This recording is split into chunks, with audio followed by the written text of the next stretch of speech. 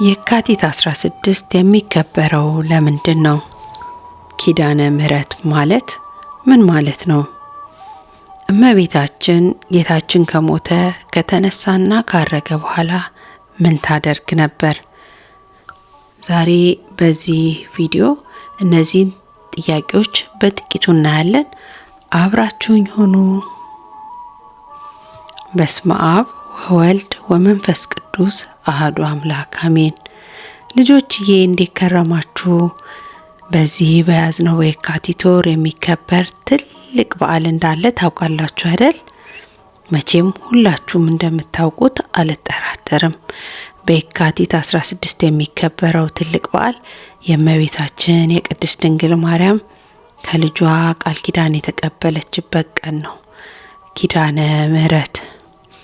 ኪዳነ ምህረት ማለት ከሁለት ቃላት የተገኘ ቃል ሲሆን ኪዳን ማለት ውል፣ ስምምነት ማለት ነው። ምህረት ደግሞ መማር፣ ይቅር ማለት ነው። ስለዚህ ኪዳነ ምህረት ማለት የምህረት ቃል ኪዳን ማለት ነው። ልጆችዬ ጌታችን መድኃኒታችን ኢየሱስ ክርስቶስ ከሞተ ከተነሳና ወደ ሰማይ ካረገ በኋላ በመስቀል ላይ ሳለ እናቱን አደራ ለዮሐንስ ስለሰጠው እመቤታችን ቀሪ ዕድሜዋን የኖረችው ከዮሐንስ ወንጌላዊ ጋር ነበር። በዚያም እያለች እመቤታችን ቅድስት ድንግል ማርያም ወደ ልጇ መቃብር ቦታ ማለትም ወደ ጎልጎታ በየቀኑ እየሄደች ትጸልይ ነበር። የሚገርመው ልጆችዬ በጎልጎታ እየሄደች መጸለዩዋ አይሁድን አስቆጥቷቸው ነበር። አይገርምም? በቅናትና በቁጣ ተመልተው በድንጋይ ሊወግሯት ፈለጉ። እግዚአብሔር ግን ከዓይናቸው ሰወራት። እነሱም እንደለመዱት ጠባቂዎችን አቆሙ። እርሷን ግን የልጇ የጌትነቱ መጋረጃ እየከለላት ሳያዩዋት በየቀኑ እየሄደች መጸለዩን አላቆመችም ነበር። ልጆችዬ አንድ ቀን ታዲያ እንዲሆነ በዚያ ስፍራ እየጸለየች እያለ ቅዱሳን መላእክት ወደ እርሷ መጥተው ወደ ሰማያት ወሰዷትና የቅዱሳንን የጻድቃንን ማደሪያ አሳዩአት። አባቶቿን አብርሃም፣ ይስሐቅ፣ ያዕቆብን ሁሉም ወዳሉበት አደረሷት።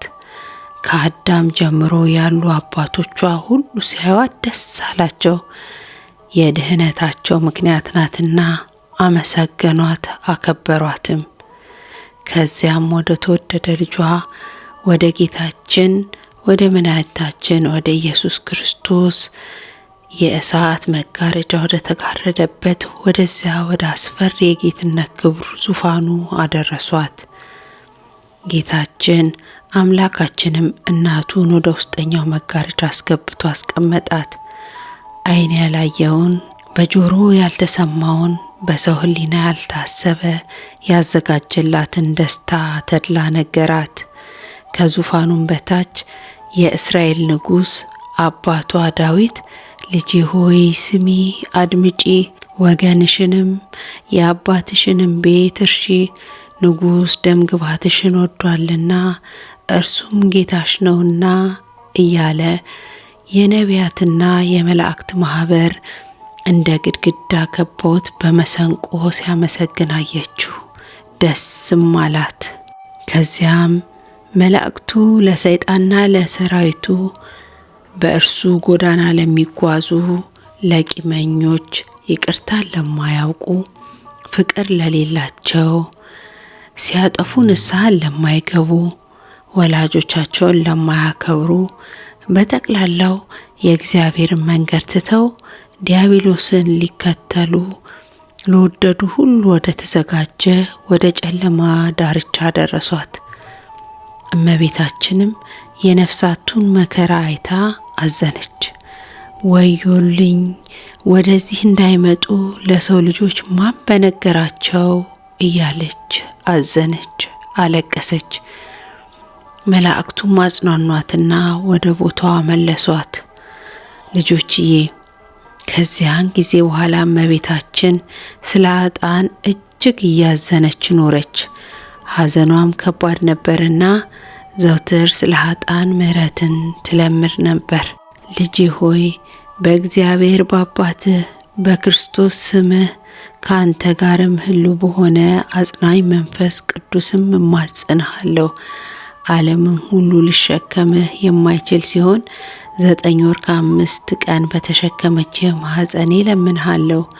በጠባኸው ጡቴ በሳሙ ከንፈሮቼ በተሸከመህ ጀርባዬ ካንተ ጋር በተመላለሱ እግሮቼ እማጸንሃለሁ እያለች ልጇን አምረራ ስትጠይቅ ስትጸልይ በዚህች በየካቲት 16 ቀን ልጇ ጌታችን መድኃኒታችን ኢየሱስ ክርስቶስ ከቅዱሳን መላእክቱ ጋር በታላቅ ግርማ በብርሃን ተመልቶ ወደ እሷ መጣ። መጥቶም እናቴ ሆይ ምን ላድርግልሽ አላት። እርሷም ልጄ ሆይ እኔ እናትህና አገልጋይህ የምለምንህ ይህንን ነው። መታሰቢያዬን ለሚያደርጉ በስሜ አብያተ ክርስቲያናትን ለሚሰሩ የተራቆተውን ለሚያለብሱ የተራበውን ለሚያጠግቡ የተጠማውን ለሚያጠጡ የታመመውን ለሚጎበኙ ያዘነውን ለሚያረጋጉ የተከዘውን ደስ ለሚያሰኙ ምስጋናውን ለሚጽፉ ልጆቹንም በእኔ ስም ለሚሰይሙ በበዓሌም ቀን ለሚያመሰግኑ ለሚዘምሩ አቤቱ ዓይን ያላየውን ጆሮ ያልሰማውን በሰውም ልቦና ያልታሰበውን በጎ ዋጋ ስጣቸው። በአማላጅነቴም የሚታመነውን ሁሉ ከሲኦል ነጻ አድርገው ብላ ለመነችው። ልጇም ጌታችን መድኃኒታችን ኢየሱስ ክርስቶስም እናቴ ሆይ እንዳልሽው ይሁንልሽ፣ የሰጠውሽንም ቃል ኪዳን እንዳይታበል በራሴ ማልኩልሽ አላት። ስለዚህም ይህን እመቤታችን የምህረት ቃል ኪዳን የተቀበለችበትን ቀን ኪዳነ ምህረት ብለን እናከብራለን። እናም ልጆችዬ እናንተም በዚህ ዕለት በአቅራቢያችሁ ወዳለች ወደ ቅድስት ኪዳነ ምህረት ቤተክርስቲያን ሄዳችሁ በዓሉን እንድታከብሩ እያሳሰብኩ የዛሬው ቪዲዮን በዚህ ያበቃለሁ። የእመቤታችን የቅድስት ኪዳነ ምህረት ረድኤት በረከት ከሁላችን ጋር ይሁን። በሚቀጥለው እግዚአብሔር እንደፈቀደ በሌላ ቪዲዮ እንገናኛለን። ደህና ሁኑልኝ።